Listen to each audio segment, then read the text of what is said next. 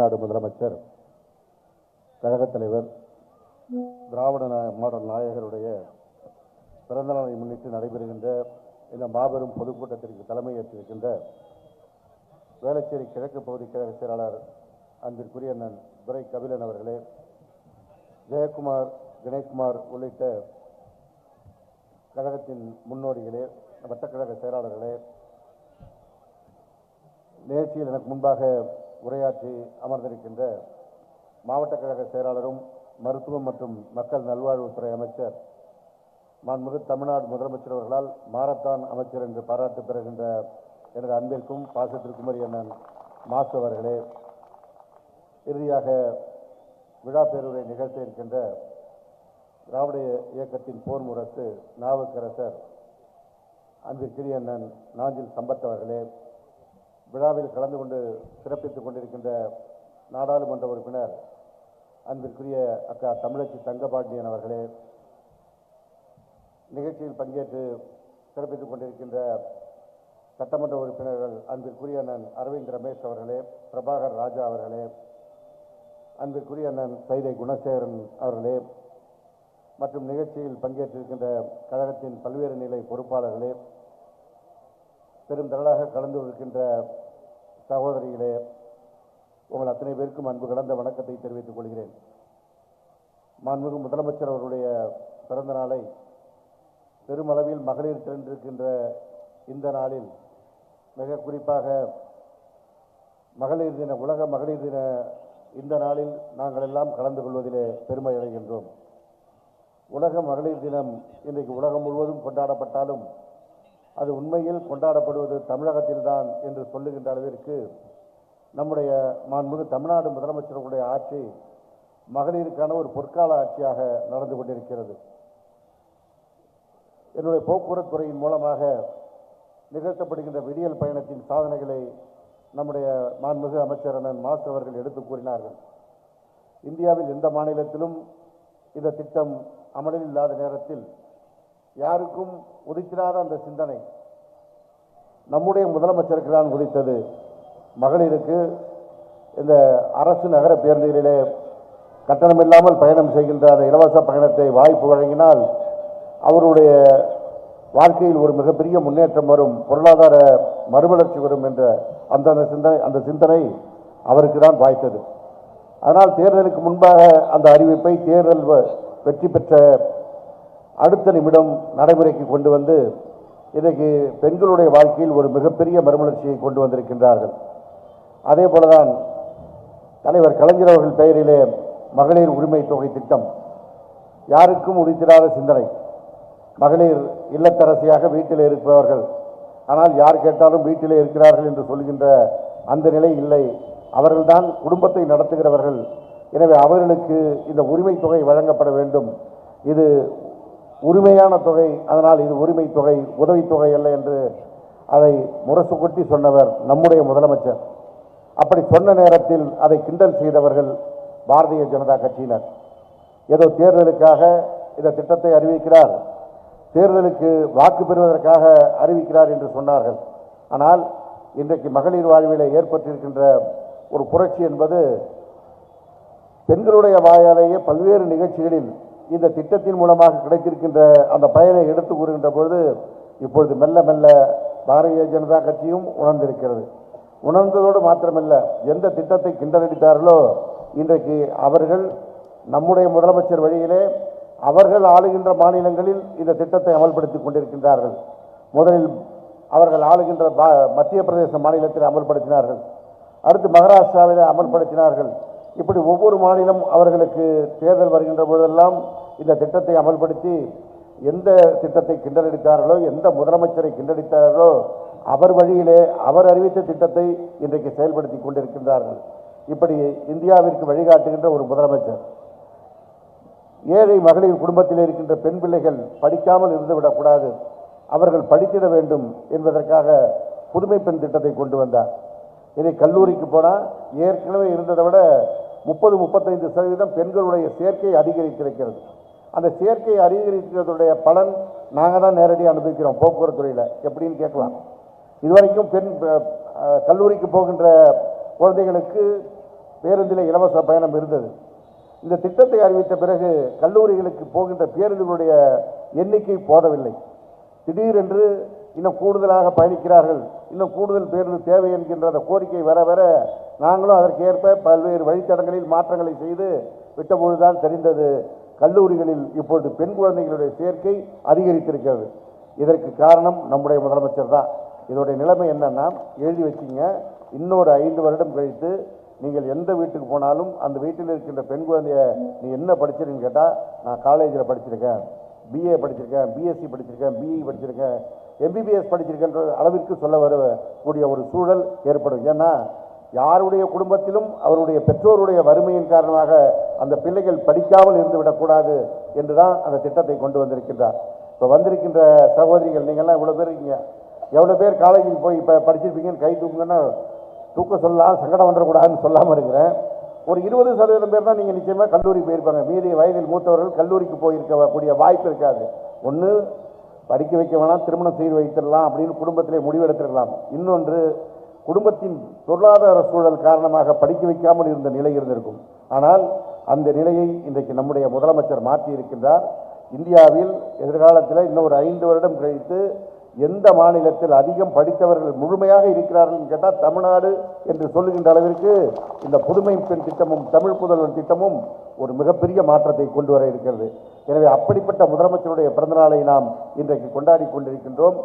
வெறுமனே ஒரு முதலமைச்சர் தன்னுடைய ஆட்சியின் மூலமாக இந்த சாதனைகளை எல்லாம் செய்கிறார் என்றால் அந்த சாதனைகள் மூலமாக மகிழ்ச்சியாக இருக்கலாம். ஒரு முதலமைச்சர் நம்ம இவ்வளவு செஞ்சுட்டு வந்த மக்களுக்கு நிம்மதியாக இருக்கலாம். ஆனால் இந்த நிம்மதியை கெடுப்பதற்கென்றே ஒரு கூட்டம் இன்றைக்கு வேலை பார்த்து கொண்டிருக்கிறது.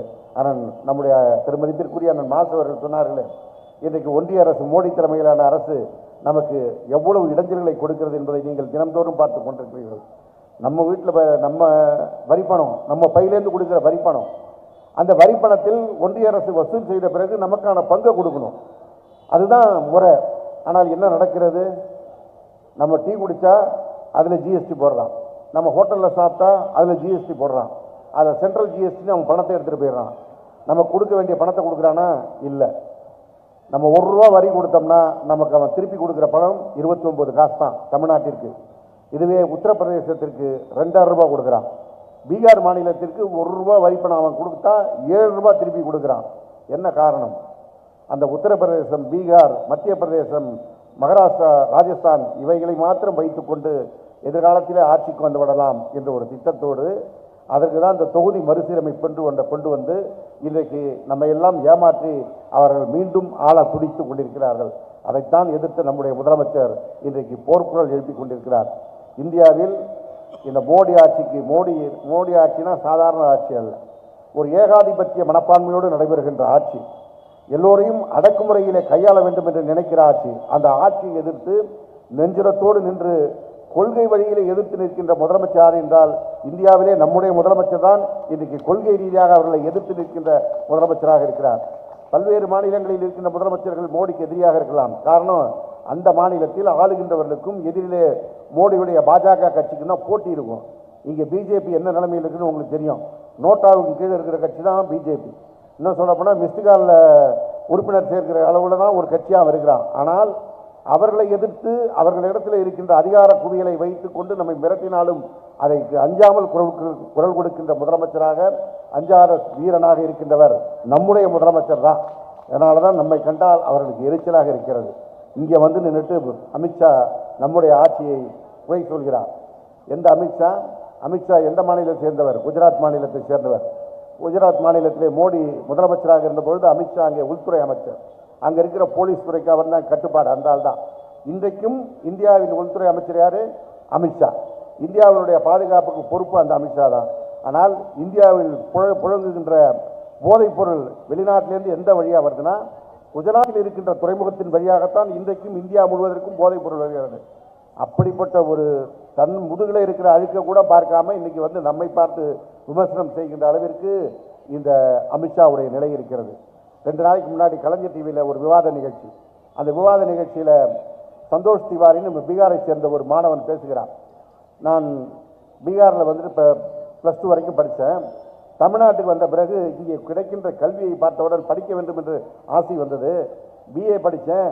எம்ஏ படித்தேன், பிஎட் படித்து விட்டு தமிழ்நாடு பள்ளியில் போய் பிஎட் ட்ரைனிங் போனேன். அந்த பள்ளிகளை போய் பார்த்த பிறகு தோன்றுகிறது, இப்படிப்பட்ட பள்ளிகள் பீகாரில் இல்லை என்று ஒரு பீகார் மாநிலத்து முதல்வர் ஒரு மாணவன் வந்து ஒப்புதல் வாக்குமூலம் கொடுத்து 2 நாளைக்கு முன்னாடி கலைஞர் டிவியில் வந்தது விவாத நிகழ்ச்சியில். உடனே மற்றவங்க சொல்லலாம், கலைஞர் டிவியில் தானே வந்தது, உங்கள் டிவி நீங்கள் போடுவீங்கன்னு சொல்லலாம். ஒரு வாரத்துக்கு முன்னாடி தந்தி டிவியில் ஒரு நிகழ்ச்சி வந்தது. ஒசூர் பக்கத்தில், கிருஷ்ணகிரி மாவட்டம் ஒசூருக்கு அருகிலே ஒரு கிராமத்தில், அந்த கிராமத்தில் இருக்கின்ற பள்ளிக்கு தந்தி டிவி நிருபர் கேமராவோடு போய் பேட்டி எடுக்கிறார். அங்கே இருக்கின்ற மாணவர்கள் தவறை தத்தி மழையில் தமிழ் பேசுகிறார்கள். ஏன் நீங்கள் இப்படி தமிழை பேசுகிறீங்கப்பா, நீ என்ன ஒருப்பான்னு கேட்டோன்னே அந்த பையன் சொல்கிறான், 4வது 5வது படிக்கிற பையன், நான் பீகார்லேருந்து வந்திருக்கிறேன்னு. பீகார்லேருந்து இங்கே வந்து நீ பள்ளிக்கூடத்தில் படிக்கிறேன்னு கேட்குறேன். எங்கள் அப்பாவுக்கு பீகாரில் வேலை கிடைக்கல, தமிழ்நாட்டில் தான் அவங்களுக்கு வேலை கிடைக்குது. அதனால் எங்கள் அப்பா அம்மா தமிழ்நாட்டுக்கு வந்துட்டாங்க, நாங்கள் இங்கே வந்து ஒசூருக்கு பக்கத்தில் தங்கியிருக்கோம். தங்கியிருக்கின்ற பொழுது இங்கே பள்ளியை பார்த்தோன்னே என்னை கொண்டாந்து சேர்த்துட்டாங்க. எங்கள் ஊரில் பள்ளிக்கூடமும் இல்லை, ஆசிரியரும் இல்லை. நான் தமிழ்நாட்டுக்கு வந்து இன்றைக்கு படிக்கிறேன், நல்லா படிக்கிறேன் அப்படின்னு அந்த மாணவன் சொல்கிறான். அவன் ஒருத்தன் தான் சொல்கிறான்னு பார்த்தேன். அவனுக்கு தொடர்ச்சியாக 4-5 மாணவர்கள், அந்த பள்ளியிலே படிக்கிறவர்கள் அத்தனை பேரும் பீகாரை சேர்ந்த மாணவர்கள் வந்து இங்கே தமிழ்நாட்டுடைய கல்வி உயர்ந்திருக்கிறதுன்னு சொல்கிறான். பீகார்லேருந்து வந்த 4 வயசு பையன், 4வது படிக்கிற பையன், 5வது படிக்கிற பையனுக்கு தெரியுது தமிழ்நாடு தான் கல்வியில் உயர்ந்து நிற்குதுன்னு. இங்கே ஒருத்தன் ஐபிஎஸ் படிச்சுட்டு கர்நாடகாவுக்கு போய் வேலை பார்த்துட்டு அங்கே வேலை பார்க்காம பாதியில் ஓடி வந்து இங்கே ஒரு கட்சிக்கு தலைவன் சொல்லிட்டு இருக்கிற அண்ணாமலை தமிழ்நாட்டில் கல்வி சரியில்லை, எங்கள் மோடி சொல்கிறதை கேளுன்னு சொன்னால் நாம் என்ன சொல்ல வேண்டும்? மோடி முதல்ல அண்ணாமலை நீ போய் அந்த பள்ளிக்கூடத்து பிள்ளைகள்கிட்ட போய் படிச்சுட்டு வந்து எங்கள்கிட்ட பேசக்கூட உனக்கு தகுதியே கிடையாதுன்னா சொல்ல வேண்டிய இடத்தில் இருக்கின்றோம். ஏதோ ஒரு பிஜேபி கட்சியில் ஆள் கிடைக்காம உன்னை பிடிச்சிட்டு வந்து ஐபிஎஸ் படித்தவன் அறிவாளின்னு சொல்லி ஏமாற்றுவதற்கு போட்டால் அதை வைத்து கொண்டு தமிழ்நாட்டிலே மும்மொழி திட்டத்திற்கு நான் கையெழுத்து வாங்குறேன்னு கிளம்பியிருக்கான். 2 நாளைக்கு முன்னாடி நீங்கள் டிவியில் பார்த்தவங்களாம் பார்த்துக்கலாம். ஏதோ கையெழுத்து வாங்க போகிறோம், வீடு வீடாக வந்து வாங்குவான் அப்படின்னு நினச்சி நானும் போகிற இடமெல்லாம் கூட்டத்தில் சொல்லிட்டு இருக்கேன். கையெழுத்தை வாங்க வர்றவன்ட்ட கேளுங்க, நீ ஹிந்தியில் படிச்சிருக்கியா? நீ ஹிந்தி படிக்காமல் நீ என்ன எங்கள் வீட்டு பிள்ளைய ஹிந்தி படிக்கிறதுக்கு கையெழுத்து போட சொல்கிற? சரி, ஹிந்தி படிக்கிறதுக்கு நீ கையெழுத்து கேட்குறியே, பீகார்லையும் உத்தரப்பிரதேசத்திலையும் அங்கே இருக்கிறவர்கள் தமிழ் படிப்பாங்களா, தெலுங்கு படிப்பாங்களா, கன்னடம் படிப்பாங்களா? தென் மாநிலத்து மொழி யாராவது அவங்க படித்தாங்கன்னா சொல்லி நம்ம மாநிலத்தில் ஹிந்தி வர்றதை பற்றி பேசுவோம் அப்படின்னு சொல்லி மெனக்கட்டு நான் எங்கள் பகுதியில் கூட்டமாக பேசிட்டு இருக்கேன். கடைசியில் கையெழுத்து எங்கே வாங்க போனோம் தெரியுங்களா? பள்ளிக்கூடத்துக்கு முன்னாடி போய் நின்றுட்டானுங்க. ஒரு சாக்கில் வந்து பிஸ்கட் பாக்கெட்டை வச்சுக்கிட்டானுங்க. இந்த பள்ளிக்கூடத்து பிள்ளைங்க 5வது 6வது படித்து வெளில வர்ற பிள்ளைங்கள்ட்ட போய் பிஸ்கட் பாக்கெட்டை பிடிச்சி கையெழுத்து போடுறது பிடிச்சி இழுக்கிறான். அந்த பையன் அவனை நெட்டி தள்ளிட்டு ஓடுறான். அவனை பார்த்தா பள்ளிக்கூடத்து பிள்ளைகளுக்கே பிஜேபிக்காரனா பார்த்தா பிடிக்கல, அப்படிப்பட்ட ஒரு நிலைமையில் இருக்கிறான். இவன் வந்து நம்மளை மும்மொழி கொள்கை படிக்கிறான். எந்த மும்மொழி நமக்கு தேவையா? ஆங்கிலமும் தமிழும் படித்தால் போதும், இந்த இருமொழி கொள்கை தான் எங்களுக்குன்னு பேரறிஞர் அண்ணா அவர்கள் 1967 நமக்காக அந்த திட்டத்தை அறிவித்து விட்டு போயிருக்கிறார். 55 ஆண்டுகளுக்கு முன்பாக ஒரு தீர்க்க தரிசனத்தோடு அண்ணா அதை கொண்டு வந்ததோட விளைவு என்ன தெரியுமா? நம்ம இந்தின்னு ஒரு தேவையில்லாத சுமையை நாம் தூக்கி சுமக்கவில்லை. இப்பவே நம்ம ஆளுங்க பல பேர் வந்து ஆங்கிலத்தில் சற்று திறமைப்பட்டு தான் படிப்போம். என்ன காரணம்? என்னதான் இருந்தாலும் அது நம்ம தாய்மொழி இல்லை. ஆங்கிலமே அப்படி இருக்குன்னா இந்தி இன்னும் என்ன நிலைமையில மோசமாக இருக்கும். அது நமக்கு தேவையில்லைன்னு தான் அண்ணா அன்றைக்கே முடிவெடுத்தார். அப்படி அந்த முடிவை எடுத்த காரணத்தினால்தான் இன்றைக்கு சென்னையில் இந்த ராஜீவ்காந்தி சாலை என்ற ஒரு சாலை வந்திருக்கிறது. அதில் ஐடி நிறுவனங்கள் வந்திருக்கிறது. அதில் தமிழ்நாட்டு இளைஞர்கள் இவ்வளவு பேர் பொறியியல் படித்துவிட்டு கம்ப்யூட்டர் துறையிலே பெருமளவிலே பணியாற்றுகிறான்னா அதற்கு அடிப்படை காரணம் அண்ணா கொண்டு வந்த இருமொழி கொள்கை. இந்தி படிக்காத காரணத்தால் நம் மாணவன் கணிதத்திலும் அறிவியலிலும் கவனம் செலுத்தினான், அதில் நல்ல மார்க் வாங்கினான். இன்றைக்கு உலக அளவிலே சாப்ட்வேர் துறையில் நம்பர் 1 யாருன்னா தமிழ்நாட்டை சேர்ந்தவர்கள் தான் இருக்கிறார்கள். சிம்பிளான உதாரணம், கூகுள் நிறுவனத்தின் தலைவர் சுந்தர் பிச்சை தமிழ்நாட்டால். அவர் என்ன மொழி படித்தேன்னு சொல்றாரு? நான் இருமொழி தான் படித்தேன், ஆங்கிலம் தமிழ் தான் படித்தேன், இந்தி படிக்கவில்லை என்று சொல்லி உலக அளவில் இன்றைக்கு மிகப்பெரிய நிறுவனத்திற்கு தலைவராக இருக்கார். அவர் மாத்திரமல்ல, யாரெல்லாம் இன்றைக்கு உலக அளவிலே பெரிய அளவில் தமிழர்கள் சாதிக்கிறார்களோ அனைவரும் வெளிப்படையாக சொல்றாங்க, நான் 2 மொழி படித்தேன், அதில் குறிப்பாக ஆங்கிலத்தை அன்றைக்கு படிக்கக்கூடிய வாய்ப்பு இருந்ததனால்தான் இன்றைக்கு உலக அளவிலே நாங்கள் தமிழர்கள் கொடிகட்டி பறக்கிறோம்னு சொல்றாங்க. இப்படி நாம கொடிகட்டி பறப்பது பிடிக்கவில்லை அவர்களுக்கு. அதனால தான் மும்மொழியை படிக்கணும், இந்தியை திணிக்கணும்னு அவன் துடிக்கிறான். ஏன்? இந்தியை திணித்தால் ஒரு கட்டத்தில் எல்லோரும் இந்தியை படிக்கக்கூடிய வாய்ப்பு வந்தால் நாம் வந்து இந்தியை தாய்மொழியாக கொண்டவனோட போய் போட்டி போட முடியுமா? 100 மார்க்குக்கு தேர்வுனா இந்திய தாய்மொழியாக கொண்டவன் 80 மார்க் வாங்குவான். நம்ம என்னதான் முக்கியமானாலும் 50 மார்க் 60 மார்க் வாங்குவோம். அப்போ என்ன ஆகும்? அவன் மேலே நிற்பான். எதிர்காலத்தில் அரசாங்க வேலைக்கு இந்தி மட்டும்தான் ஒரு கொண்டு வந்துட்டாங்கன்னா ஒன்றிய அரசு அந்த திட்டத்தோடு போகின்ற போது கொண்டு வந்தால் முழுமையாக பணியவர்கள்லாம் அவங்க தான் கொண்டு வந்து நிரப்பிக்குவாங்க. இப்போவே பல பேங்க்ல வட இந்தியாவை சேர்ந்தவர்களை தான் கொண்டாந்து இங்கே உட்கார வச்சிருக்கான். ரயில்வே துறையில் வட இந்தியாவை சேர்ந்தவர்கள் தான் கொண்டாந்து வச்சிருக்கான். எல்லா இடத்திலும் மாநில அரசாங்கங்களையும் அதே போல நிரப்ப வேண்டும் என்ற எண்ணத்தோடு தான் இன்றைக்கு அவர்கள் அதற்கு துடித்துக் கொண்டிருக்கிறார்கள். நாம் அதை தடுத்து நிறுத்துவதற்கு தான் நம்முடைய முதலமைச்சர் அவர்கள் களத்திலே நிற்கின்ற ஒரு தலைவராக, களத்திலே நின்று போரிடுகின்றவராக அவரே களத்தில் இறங்கி போரிடுகிறார். இப்பொழுது தமிழ்நாட்டில் இருக்கின்ற அனைத்து கட்சிகளையும் ஒருங்கிணைத்து இந்த தொகுதி மறுசீரமைப்பை எதிர்த்து குரல் கொடுத்திருக்கிறார். இன்றைக்கு தென்னிந்தியாவை சேர்ந்தவர்கள் எல்லாம் நம்முடைய முதல்வரை பார்த்து அந்தந்த மாநிலங்களில் இந்த உணர்வை பெற்று கூட்டத்தை கூட்ட ஆரம்பிச்சிருக்காங்க. தெலுங்கானாவிலே கூட்டம் கூடப்பட இருக்கிறது, கேரளாவிலே கூட்டம் கூட்டப்பட இருக்கிறது. நம்முடைய முதலமைச்சர் தான் அவர்களுக்கெல்லாம் வழிகாட்டி கொண்டிருக்கிறார். எனவே இந்த மோடியுடைய கும்பல், RSS கும்பல், பிஜேபி கும்பல் நம் மீது அவருடைய மொழியை திணிப்பதற்கு, கலாச்சாரத்தை திணிப்பதற்கு துடிக்கின்ற வேளையில் அவர்களை எதிர்த்து போராட வேண்டிய மிகப்பெரிய சவால் நமக்கு காத்திருக்கிறது. அதை எதிர்கொள்வதற்கு நாம் தயாராவோம் என்று நம்முடைய மாண்புமிகு முதலமைச்சர் பிறந்தநாளில் சூழலைப்போம் என்று கூறி நல்ல வாய்ப்பிற்கு நன்றி கூறி விடைபெறுகிறேன். நன்றி, வணக்கம்.